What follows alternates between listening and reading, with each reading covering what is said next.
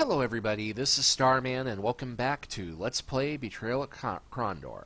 Well, right now we're just outside the town of Raglan. We just inspected this catapult last time, which you might recall, and we're about to go looking for a replacement gear, hoping that we can find one somewhere around here. But I'll go ahead and check these tents out first. An old Moradhel answered their call. Despite the unusual group he found before him, he allowed them into his tent. He spoke to them in the kingdom tongue. Were things you were taken by combat, or do they represent true loyalties? Locklear spoke quickly. Oh, we are from the kingdom, but we bow before only two powers, gold and silver. The Moradhel was later satisfied with this answer. He was too tired to care. He motioned for them to sit down. After a short conversation, they found out that he had come to Raglan to die. Told to travel with the rest of his clan and not willing to stay alone in Raglan, he had resolved to wander off into the forest and let his life slip away like the wind in the trees. Though he hated the Moradhel race, the conversation made Patras sort of sad. He was glad when they left. Yeah, amazing how you get these weird little bits of touching conversation in this. The Moradhel clans are largely migratory, but in a few small towns like this one with houses, the tent before us is mere customary dwelling, Locklear whispered. He called to the occupant of the tent, but received no reply. The Oni appears to be away. Perhaps we should take a look inside, he said. Locklear looked around carefully, then pulled back the flap of the tent and slipped inside. Patras stayed outside as a lookout. There was a small bedroll on the floor and some rations in a small chest. Something on the wall of the tent caught his eye and he went to have a look at it. What looked like a message of some type turned out to be nothing but a small blemish. Then he took a step back, putting his foot in the middle of the bedroll, and just landed, and on something hard. Pulling the bedroll aside, he discovered a Moradhel lamprey hidden underneath. So hey, free sword of the type that we really don't need. Though we were speaking in Moradhel, the loud voices inside the tent seemed to indicate that it was home to a small family. Moradhel discipline is very strict, said Locklear, listening to the harsh yelling. Perhaps we should come back at a different time. Yeah, I think not. And this tent has not been lived in for some time. Locklear knocked loudly on the door. Expecting a Moradhel, they were surprised to see a large bull of a man come to the door. He eyed them suspiciously, then spoke. Mother of Ishap, look at this. Kingdom dog's looking for a bone. He sneered at Patras and some of his straw. You best go back where you belong. There ain't no work for the likes of you. Now get! Rather than provoking a fight that could attract the whole town, Locklear agreed they should leave. James approached the Moradhel tavern. So you really think that we can just walk right in without attracting unwanted attention? Asked Patras. It's a trick I learned many years ago. Everyone will gravitate toward the simplest solution to any dilemma, he whispered, reaching for the door. Patras wasn't convinced. This is highly irregular. Look at it this way, James continued. We either have a legitimate reason to be here, or we are completely insane and walking into the middle of enemy territory. That doesn't make a lick of sense, so everybody will assume the first is true. Now try and act like you belong here. Yeah, surprisingly full of humans for a Moradhel tavern. And shockingly, they pay us well for singing a kingdom song. The Moradhel approached them, apparently satisfied with their story about being mercenaries from Queeg. The Moradhel told them that he was a trader who made frequent trips to several of the towns located near the border between the kingdom and the Northlands, explaining his command of their language. What can you tell us of the push south? Asked James. Word has it that Captain Krolek received his final orders for the move to get northward. Futile. With our numbers, we have no hope of surviving the march to it and then breaching the walls. This kingdom baron will crush us utterly unless the engineers come up with something.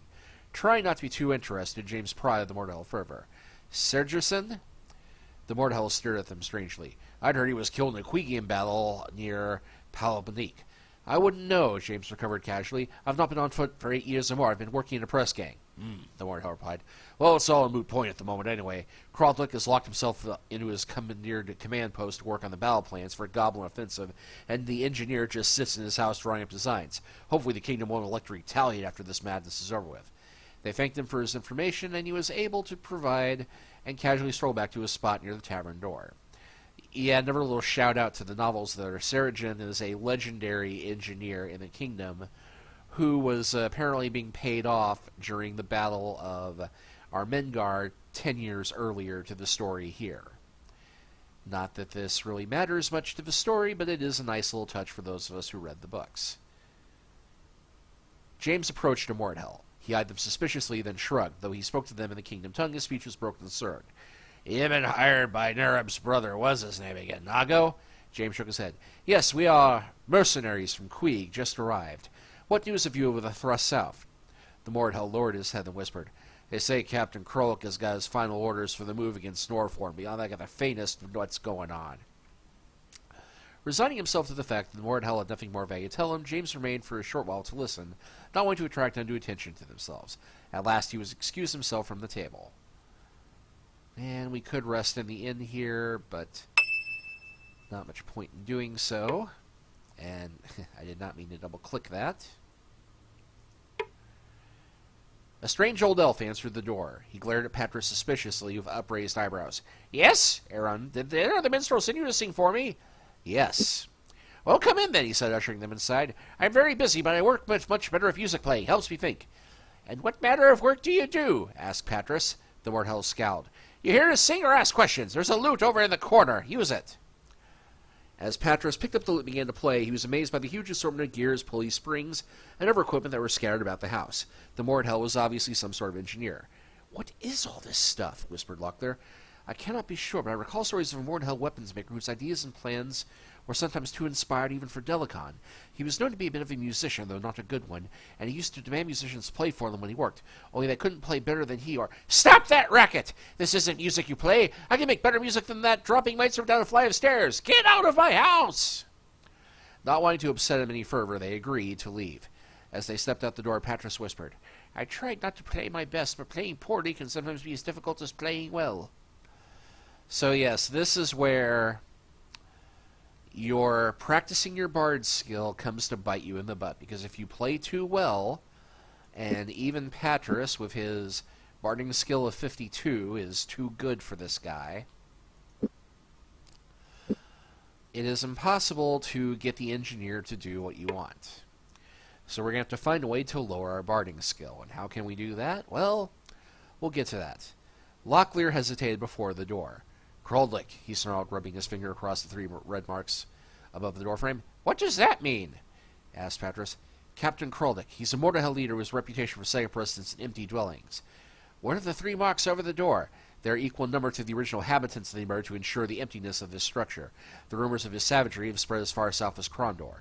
Fearing an exchange would draw unwanted attention from every Mordhell nearby, and realizing the futility of confrontation, they left. And we do have a shop here, the Cloth-Yard Shot. It took no extended amount of time for James to discover the establishment catered specifically to archers. Upon opening a latch bin, he discovered a stack of quarrels piled high like racks of firewood, each meticulously tagged to where it came from and who had fletched it. And this is where we can acquire the Bessie Mauler, the best crossbow in the game. Or we could if we had not offended the shopkeeper, but...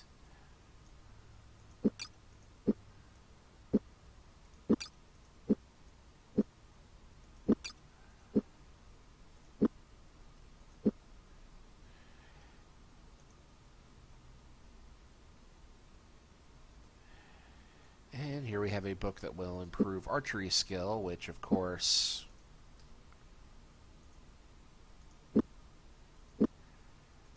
we offend the guy, we can't take it. But what the heck, we'll take it. And that's a very good price for restoratives, which, okay, this guy does not like haggling.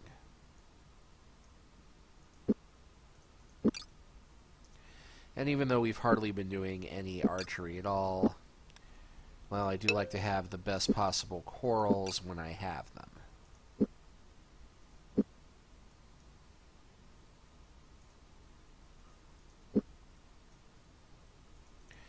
And just to read the description of this one, the crossbow type had become legendary since the end of the Rift War. Replicated from a model discovered in the Northlands, the draw was impossible to set bare-handed, and required a lever called a goat's foot to be used to span its deadly draw. Fortunately, the crossbow had the device attached. Yeah, this is a crossbow that is mentioned in Darkness at Sephinon, when Baru, one of the heroes, discovers one and says, "This crossbow is known as the Bessie Mauler. Why it is named after Bessie is unknown, but it is a Mauler." So yeah, check that. 75 plus the quarrel. It's not accurate, but oh lordy, can this one do the damage.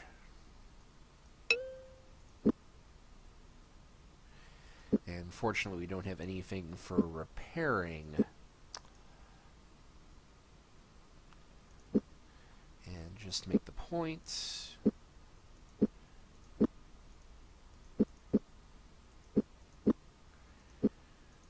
sure that all they're working on is crossbow, so... Although, on reflection, I don't know if I've had them look at this before anyway. But that did boost James up a bit. And he's now a better crossbowman than he is a swordsman.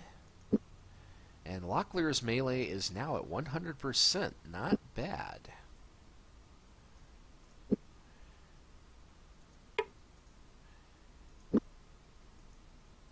And reading that book did wind up causing us quite a bit of time.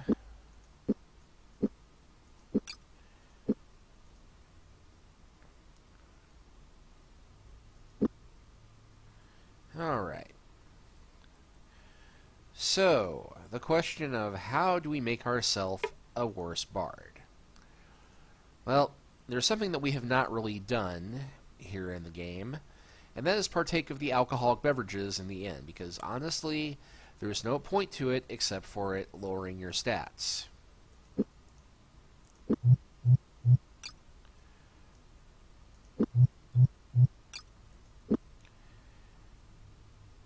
So after all those drinks, we have now lowered haggling and barding down to 41%. So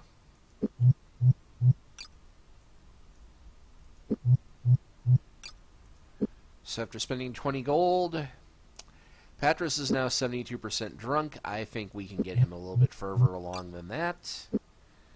He is now 90% drunk. His barding skill is at 23. Hopefully that will be enough.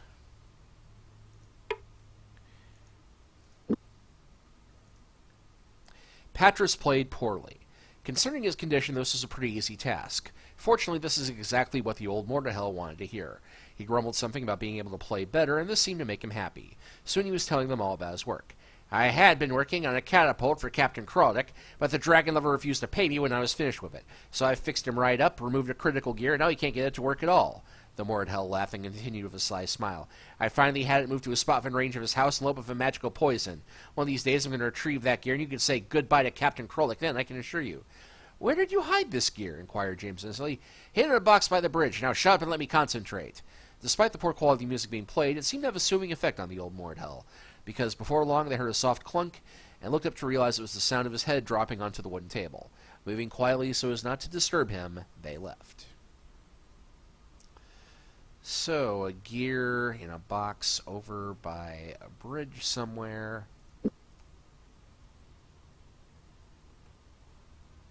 Well, there's a bridge. And there's an enemy who Locklear stumbles, trying to deal with. Oh, James take on the witch. Locklear take on the guys menacing Patras. Try and move Patras off elsewhere, as he's been poisoned. But at least we got the witch down, so that's something.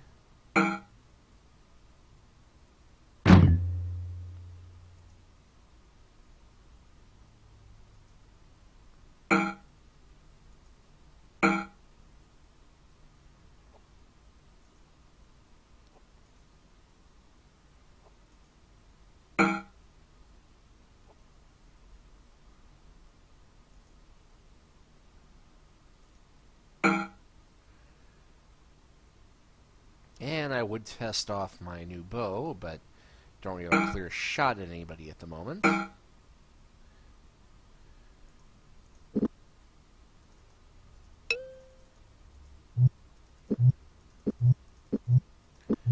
I could use the infinity pool while I'm here healing myself up, but there's really no point, since we've already dispatched the worst of the enemies.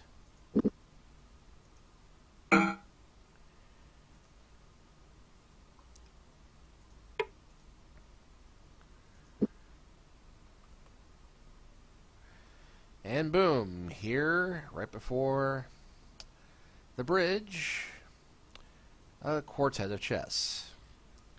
And if we try going further, Well, it looks like this will be as far as we're going. Too many gods on the other side of the bridge for us to slip by. I don't think it's important that we go that way anyway. Our objective is to get those plans for the Duke. Come on, let's head back towards Ragnum. And yeah, tons of enemies over there. And yes, locked chests. Probably a trapped chest. And yeah, nothing in those two.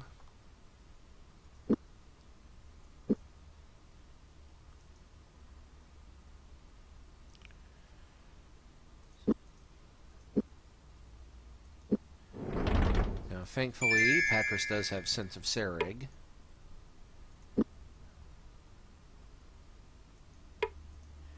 Okay, the chest is trapped. So we'll step well back. Save game first.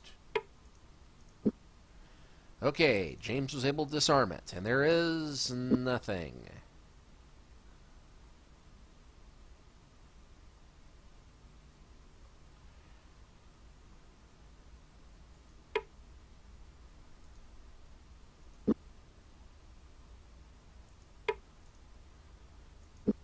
And James is able to deactivate that one as well, and we find a gear.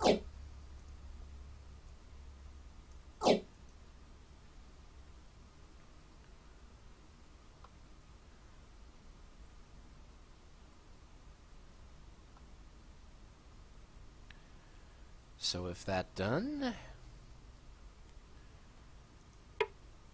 Locklear took a deep breath. Holding the catapult part they found in the box, and using some makeshift tools that he kneeled before the machine and set to work.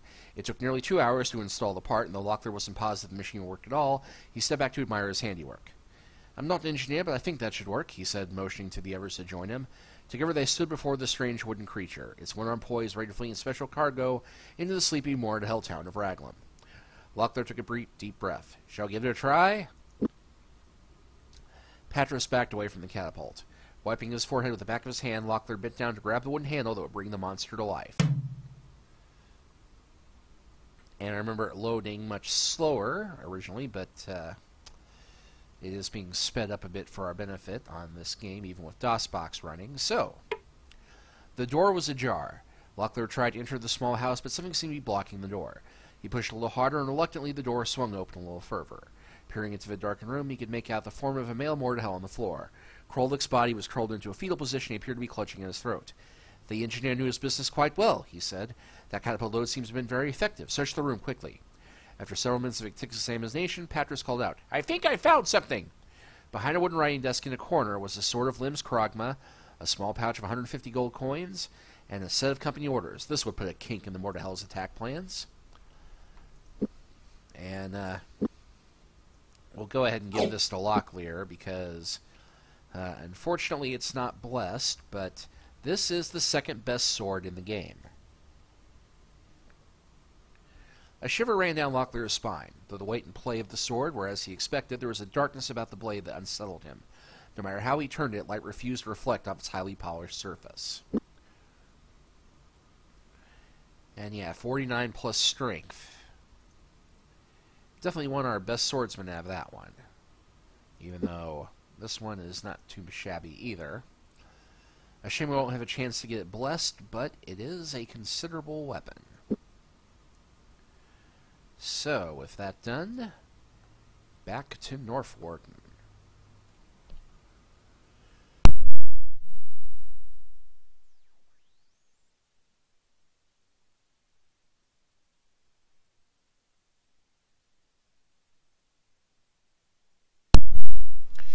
James' legs ached.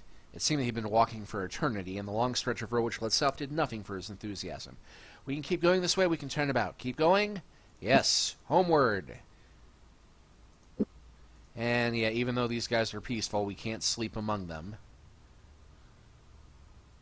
Goblins halted them. Yeah, and we got this before. The whole, yeah, they said we could do this.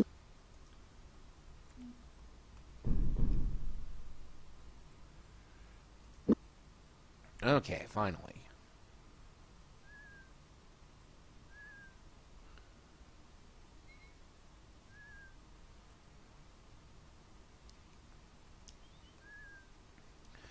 And before we go to Duke Martin, I think we'll take a quick side trip back to Northwarden,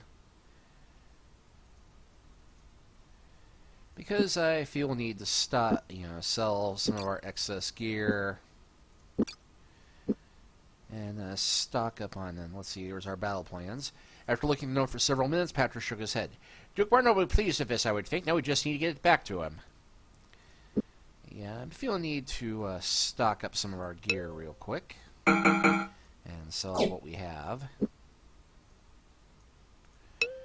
because we are surprisingly very close to the end of Chapter 5. In fact, we only have one combat left. That's the good news. The bad news is that the combat we have left is probably the single most difficult fight in the game. And I know I think I said that before regarding the fight heading into the trying to get to Northwarden in the first place when the chapter started, but it's gonna get even trickier with this one, and you'll see why in a moment. But because of another reason, we're going to go ahead and stock up on our rations right now.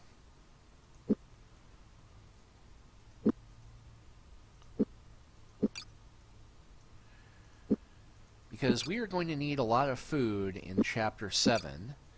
Oh, spoiler, we'll be going back to Owen and Gorath in the next section.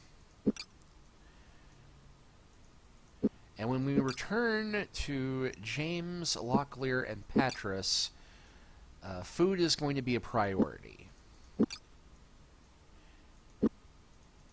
And with where we're going, we aren't going to have any food, so it's best that we stock up now while we have the open space and the chance and have money enough to do it. So with that done,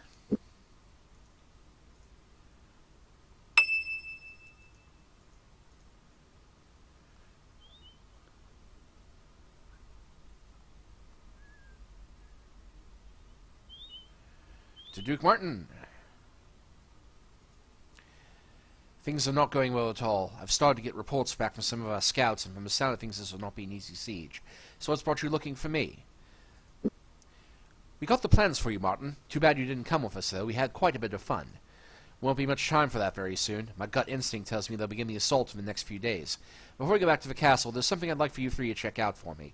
I got this mysterious note from someone that said a company of Mortal illusionists have slipped behind Northwarden. I thought Patras would know best how to deal with them. Just like those pointy-eared lily munchers go stealing my ideas. Baron Gabbett had me working on something like that, but I never could get the kinks out. I knew my tongue was itching for some reason, but if we run across them, I got something that'll fix their hindquarters in a bat's fart. Whoever wrote the note doesn't specify where they are supposed to be located, so if you three would just take a swing southwest and see what you can find. Once you're done, come back and we'll all head to the castle together. And the same thing as before. Well, I'm going to go ahead and save here, because something I don't think we did before is try and head south from here toward Cabal Keep. And I don't think there's any enemies on the road that way. Actually, there is an assault. It looks like there's an ambush. Oh, now we're sneaking.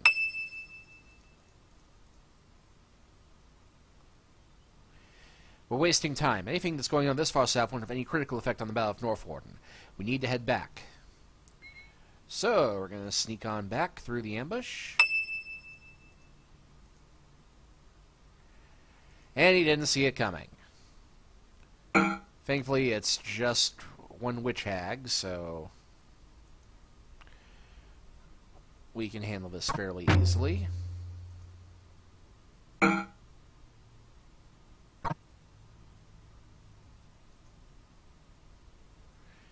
of course they poisoned us, or poisoned Patras, but witch is down.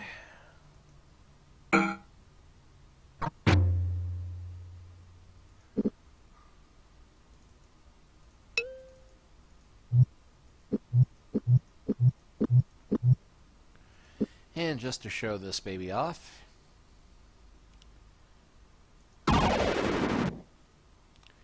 boom, summoned Rusalki.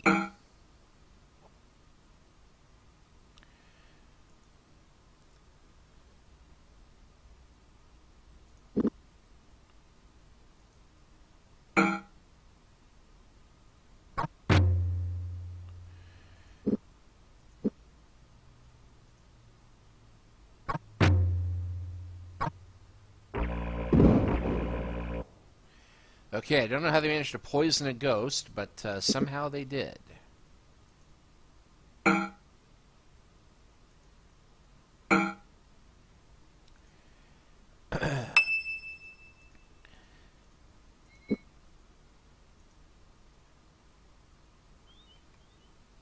Oh, well, we got very lucky. I didn't realize that there were 2 witches in that fight.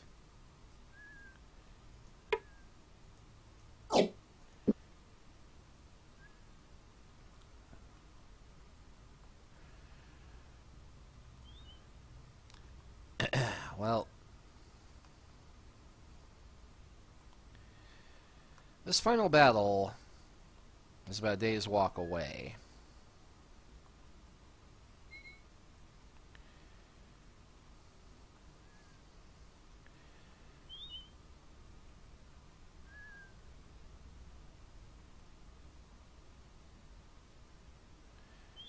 Just to the southwest of the Camp on the Teeth, if memory serves correctly.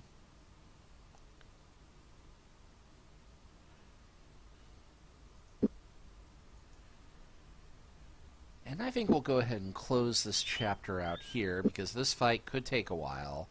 In fact, it could take the whole rest of the next chapter.